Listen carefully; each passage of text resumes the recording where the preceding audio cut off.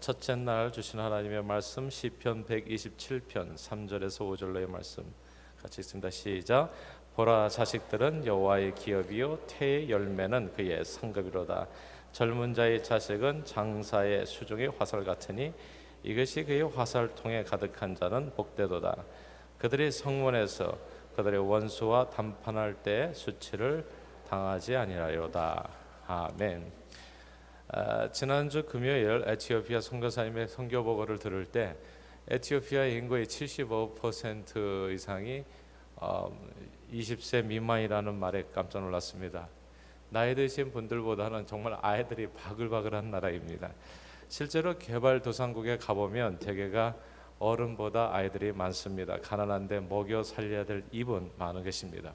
한 가정에 아이들이 한 10명씩 태어나니까 학교 공부도 다 시킬 수 없어요. 그래서 첫째 아이만 딱 보듯이 시키고 나머지 아이들은 밖에 나가서 허드렛일이나 하면서 이제 세월을 보내고 나이 들어 늙어가게 되어지는 겁니다.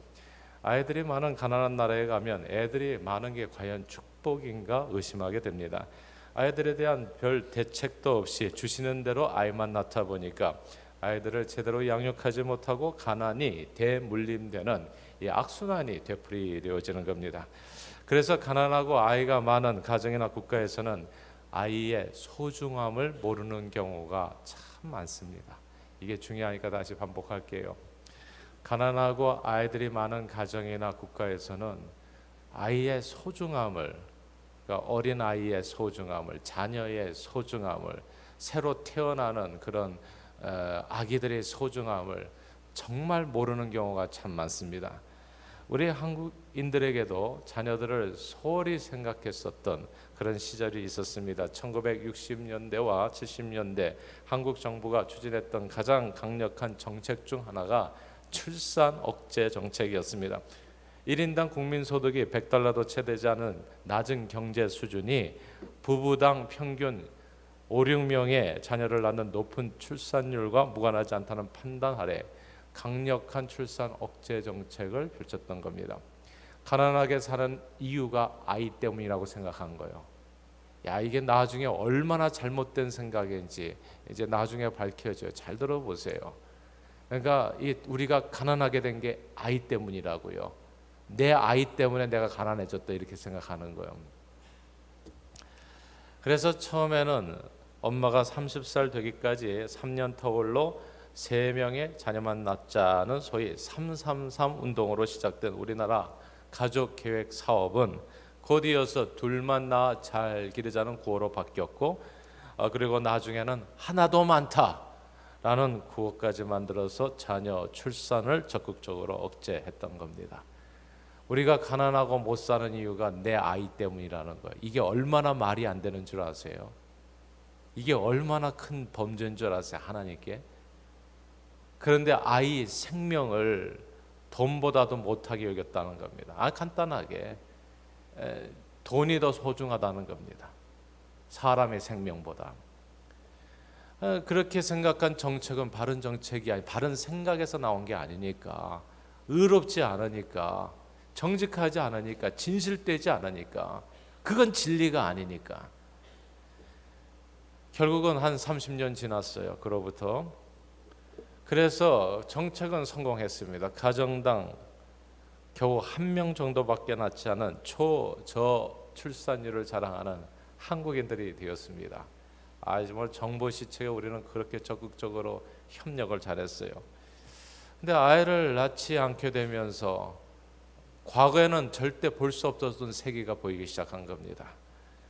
사실 잘 먹고 잘 살기 위해서 출산을 억제했는데 이제는 오히려 저출산율로 인해서 잃어버린 10년, 경제 침체를 경험하게 된 겁니다. 그리고 미래의 성장 동력을 잃어버렸습니다. 경제, 돈을 아이보다 더 소중하게 생각한 대가는 너무나 큽니다. 이제부터 저와 여러분들, 아니 대한민국에 있는 한국 사람들이 지불해야 될 대가예요. 이제부터. 돈 때문에 아이를 낳지 않았는데 이제는 아이를 낳지 않아서 돈을 다 잃어버리게 된 겁니다. 그리고 한국인의 미래는 정말 깜깜해져 버렸습니다. 한때 한 반에 70명씩 공부했던 교실은 이제 25명에서 40명이래요. 문을 닫는 학교들이 많아지고 인구는 고령화되면서 적은 숫자의 젊은이들이 많은 노인들을 먹여 살려야 되는 매우 기형적이고 위험한 상황으로 사회가 급변하고 있는 겁니다. 한국 정부는 이제서야 다급해져서 아이를 많이 낳으세요라고 출산 장려 정책을 펼치지만 한 아이를 공부시켜서 키우는데 수십만 불이 들어가는 현실 앞에 역시나 돈 때문입니다. 이 망할 놈의 돈 때문에 사람의 생명이 경시되고 있는 겁니다. 이 현실 앞에 사람들은 더 이상 많은 아이를 낳으려고 하지 않습니다. 아무리 가문이설로 얘기해도 이미 생각이 그렇게 잘못된 생각이 들어가 있는 거예요. 그러나 성경은 어떤 길은 사람이 보기에는 바르지만 필경은 사망의 길이라 말씀했습니다. 출산 억제 정책이 한때 사람이 보기에는 매우 바른 정책처럼 보였던 시절이 있었습니다. 사람이 보기에 바랐어요. 그러나 오늘날 불과 30년 만에 그 길은 정말 사망의 길이었음이 증명되었습니다. 이것을 깨닫고 나니까 때는 이미 늦었어요. 정부가 두 팔 걷어 붙이고 나서도 그리고 발버둥 쳐도 이게 돌이킬 수가 없는 겁니다. 잘 돌이켜지지가 않는 거예요. 현재의 출산율로 달려가면 2080년쯤에는 한 명의 젊은이가 한 명 이상의 노인들을 감당해야 되고 한 400년쯤 지나면 지구상에서 한국에는 사라진다고 해요. 근데 이 출산율의 회복될 기미가 보이지 않습니다. 자, 어디에서부터 시작해야 될까요?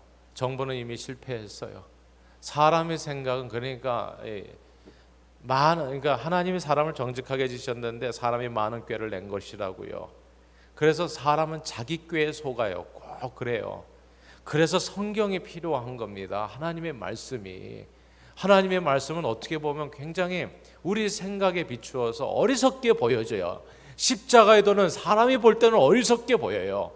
그러나 그것이 생명을 주는 겁니다. 육의 생각은 항상 사망을 이루는 겁니다.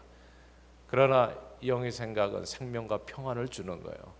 십자가의 도가 사람이 볼 때는 어리석게 보여도 정말 믿는 저와 여러분의 구원을 주시는 하나님의 능력이 되는 겁니다.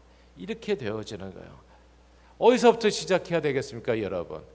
회개입니다. 회개. 다시 말씀으로 돌아오세요. 자녀의 양육에 있어서 다시 말씀으로. 하나님께서 주신 생명을 귀하게 여기지 않았던 우리 한국인의 태도, 정부의 태도 다 회개해야 됩니다. 돈을 생명보다 우선했던 태도. 돈 벌기 위해서 그래요. 아이를 안 낳았다고요? 아이 생명을 죽였다고요? 말이 돼요 이게? 돈을 사람보다도 우선했던 그 마음을 회개해야 된다고요. 자녀들에 대한 잘못된 생각을 뉘우쳐야 됩니다. 과거 가난했던 시절에요. 정말 가난의 이유는 아이들이 많아서가 아니에요. 진짜 가난했던 이유는 아이들을 가볍게 생각하고 소홀히 생각했어요. 아이들이 가난의 주범이라고 아이들을 갖다 몰아붙였기 때문에 애들이 많아도 그 아이들을 통해서 도움을 받지를 못했던 겁니다. 아이들이 가난의 주범이라고요? 그래서 애를 조금만 낳아야 된다고요? 이거는 정말 성경적으로 볼 때 말도 안 되냐. 하나님 앞에서 어마어마한 범죄예요. 그러니까 그런 생각 속에서 우리 과거에 우리 한국인들은 아이들을 별로 귀하게 여기지 않았어요. 그러니까 이름을 막 지었죠. 순자, 기자, 말자 이게 말이 돼요? 그냥 뒤에 자자만 만들어 놓고 앞에만 그냥 고추는 거예요. 그냥. 그 다음에 끝순이, 막둥이, 또 끝순이 그냥 계속 이렇게 그냥 이름 개똥이 이렇게 막 태어난 아이들은 그리고 이름 막 지은 아이들은 막 살았습니다. 이게 가난이 대물림 된 진짜 이유입니다. 아이들이 많아서 가난했던 게 아니라 태어난 아이들을 막 대했기 때문에 그래서 가난했던 겁니다. 그래서 생각을 바꿔야 돼요. 회개해야 됩니다. 오늘 본문은 아이들에 대해서 이렇게 생각하라고 말씀해요. 이게 하나님이 아이들에게 대해서 생각하라고 하는 주님의 말씀입니다. 오늘 말씀을 같이 보십시다. 뭐라고 말씀하신 다 함께 3절을 봉독하겠습니다. 3절 읽어볼까요? 시작. 보라 자식들은 여호와의 기업이요 태의 열매는 그의 상급이로다. 아멘. 여기서 여호와의 기업 하나님의 상급이라는 구절을 주목해야 됩니다. 아이들은 누가 뭐라고 하더라도 이 세상 얘기 듣지 마세요. 이제 사람 얘기는 좀 대봐 듣지 마시고 아이들은 누가 뭐라고 해도 여호와의 기업이요 하나님의 상급입니다. 아이들을 제대로 키우려면 부모의 자식에 대한 생각부터 변해야 됩니다. 아이들은 어쩌다 부모의 실수로 태어난 애물단지들이 아닙니다. 아이는 하나님께서 내게 주신 성급이요, 그리고 하나님의 기업임을 명심해야 됩니다. 그리고 그런 마음으로 아이들을 대하고, 아이들을 귀하게 대하고, 그리고 아이들을 양육해야 됩니다. 그러면 내가 키운 아이는 반드시 그 아이가 자라서 여호와의 기업이 됩니다. 그리고 하나님의 상급이 됩니다. 그리고 오늘 본문에 뭐라고 얘기합니까? 그 다음 구절에 보니까 젊은 자의 자식은 장사의 수종이 화살 같다고요. 그의 화살통에 가득한 자는 복되도다, 축복을 받게 된다는 겁니다. 장소의 화살통에 드는 화살과 같은 게 내 아이라고요. 부모의 인생뿐만 아니라 이 사회와 나라와 국가와 세상에서 화살통에 화살 같은 역할을 하는 그런 존귀한 그 사람들이 우리 자녀들이라는 것. 과거 전쟁통에서 화살은 오늘날 총의 총알 같은 역할이었습니다. 총이 있어도 총알이 없으면 그 총은 쓸모가 없어요. 여러분 뭐 드라마 같은 데 보면 막 총을 쏘다가 총알이 없으면 어떻게 됩니까? 총을 버립니다. 총알이 없는 총은 아무 의미가 없어요. 화살통에 화살이 없으면 그 화살통은 아무 쓸모가 없습니다. 짐밖에 안 되는 거예요. 내 인생에 자식이 없으면 그 인생은 쓸모없는 인생이 된다는 거예요. 우리 자녀들이, 우리 미래에 우리 자녀들이 없다면 우리 인생의 미래, 그리고 우리 가정의 미래, 그리고 우리 사회와 국가의 미래는 그냥 빈 화살통과 같이 되어진다는 겁니다. 그거는 다 버려야 된다는 겁니다. 자식을 많이 낳고 적게 낳고가 중요한 것이 아닙니다. 태어나는 자녀들에게 내가 어떤 마음을 가느냐가 소중합니다. 여호와의 기업이요 하나님의 상급이라고 생각하면 그 자녀는 반드시 약속의 자녀가 되어집니다. 제가 창세기를 읽으면서요, 늘 마음에 의심스러웠던 질문이 하나 있었어요. 왜 야곱의 배다른 12 아들들은 다 12지파가 됐을까? 이상하지 않습니까? 약속의 아들들이 왜 이렇게 많아요, 야곱은? 아브라함은 사실 아브라함에게 아들이 8이 있었다는 거 아세요? 그두라를 통해서 6, 그 다음에 또 이스마엘 태어났었잖아요. 8명의 자식이 있었어요. 근데 거기서 유독 이상만 약속의 자식이에요. 성경이 그렇다고 그러니까 우리는 그냥 받아들일 뿐이에요. 근데 질문은 한 번씩 되잖아요, 질문은. 그러니까 뭐 이렇게 왜 그럼 이상만? 사라의 몸을 통해서. 오케이, 사라의 몸을 통해서. 여종은 안 돼. 근데 야곱은 여종의 몸을 통해서 태어난 아이들까지도 다 약속의 자녀가 됐어요. 비라, 실바, 여종입니다, 여종. 그럼 이건 뭐지? 이게 일관성이 없잖아요. 이해가 되세요? 그러니까 야곱의 자식들은 다 12아들이 다 약속의 자식이 되고 왜 아브라함은 한 명밖에 안 되나? 그리고 이삭에 나왔던 에서와 야곱은 왜 에서는 왜 안 됐습니까? 한 여인의 몸을 통해서 리브가를 통해서 태어났잖아요. 그러니까 이것도 또 말이 안 돼. 성경은 이 사실에 대해서 정확히 설명은 안 해요. 그러나 성경 전체 문맥을 통해서 살펴볼 때 이렇습니다. 제가 볼 때 야곱이 배다른 12아들을 다 약속의 아들로 만들 수 있었던 까닭은 아브라함과 이삭과 야곱이 달라요. 태도가, 자식에 대한 태도가. 아브라함과 이삭은요 이미 포기했어요. 자식을. 너는 아니다. 포기했습니다. 근데 야곱은 12아들을 다 끌이고 있어요. 이번 첫 아들까지도 비라의 침상에 올랐잖아요. 근데 그 썩을 놈의 자식까지도 자기가 아들로. 정말 말이 이렇게밖에 안 나오잖아요. 이거 제가 좀 마일드하게 얘기한 겁니다. 아니 아빠 엄마를 갖다가 보면 정말 이런 XX가 어디 있습니까 도대체? 이건 상상할 수 없는 죄예요. 상상할 수 없는 죄. 그거는 당장에 쫓아내서 매를 쳐가지고 그냥 쫓아내도 할 말 없는 죄예요. 자식이 어떻게 그래요? 그런데 이게 야곱의 위대함은 딴 데 있는 게 아니에요. 그 아들까지도 약속의 아들로 만들었다니까요. 12지파 가운데 하나들로. 아마도 야곱은 12자식들을 모두 하나님의 기업이요 상급이라고 생각하지 않았나 짐작하는 겁니다. 부모의 자녀에 대한 생각이 그 자녀들의 평생을 결정하는 겁니다. 이게 중요하니까 다시 한번, 부모의 자녀들에 대한 생각이 자녀의 평생을. 자녀가 부모에게 고통이 될런지 아니면 기쁨이 될런지, 축복이 될런지 아니면 저주가 될런지, 친구가 될런지 아니면 원수가 될런지, 이런 원수 같은 네가 원수다 이렇게 될런지, 그게 다 부모의 자녀에 대한 생각에서 결정된다니까요. 자녀를, 오늘 본문을 꼭 기억하십시오. 오늘 주제도 그런 거였어요. 그렇죠. 이번에 집회의 주제, 자녀는 여호와의 기업이라고요. 천통의 화살이라고요. 자녀를 여호와의 기업이라고 상급이라고 생각하면 자녀는 그렇게 세워지고 그렇게 만들어지게 됩니다. 그러나 자녀를 하나도 많다, 필요 없다, 아이는 가난의 주범이라고 생각하면 자녀들을 통한 하나님의 축복은 사라지게 될 겁니다. 우리 생각이 변해야 됩니다. 그러므로 오늘 백투스쿨 첫째 날 아이들을 위해서 기도하면서 저는 부모님들이 여러분들의 자녀들에 대한 생각을 성경 말씀에 따라서 바르게 고쳐 먹을 수 있게 되기를 바랍니다. 우리 아이들을 여호와의 기업이요 상급이라고요. 그리고 화살통의 화살같이 우리 모든 인생과 이 세상의 미래를 책임지는 존귀한 하나님의 사람이라고 감사하는 겁니다. 그리고 중심으로 우리 아이들을 축복하는 겁니다. 그때 우리 아이들은, 자녀들은 화살통의 화살같이 가정과 사회와 세상에서 아주 요긴하게 쓰임받게 될 겁니다. 우리 자녀들의 성공과 실패, 승리와 패배는 모두 이 부모님들의 생각에서부터 시작됩니다. 저는 원래 아이를 적어도 4명 이상, 결혼할 때 그렇게 생각했었어요. 4명 이상은 낳아야 되지 않겠나, 나하고 같이 5명 해가지고 농구팀을 만들어야 되지 않겠나, 이런 생각했었어요. 근데 제 아내는 이제 실제적으로 해보니까 하나에도 낳기 어려운 몸을 가지고 있었어요. 옛날 같으면 아이를 낳다가 사고를 당할 수 있는 상태였습니다. 현대 의술의 도움으로 가까스로 첫 아이를 낳게 되었어요. 둘째 아이는 엄두도 못 냈어요. 내 아이 낳자고 아내를 위험한 상태에 이르게 할 수는 없었습니다. 그런데 예상치 못하게 떨커덕 둘째가 생겼던 거예요. 기도 참 많이 했습니다. 또 가까스로 둘째를 낳았습니다. 그러나 예상치 못하게 엄마를 고생시키며 태어난 둘째는 첫째와 함께 둘 다 정말 하나님의 상급이었어요. 여호와의 기업이었습니다. 첫째는 우리 교회 청년회 회장 오랫동안 하네요.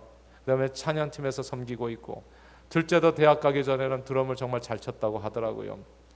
없었으면 어쩔 뻔했겠습니까, 여러분?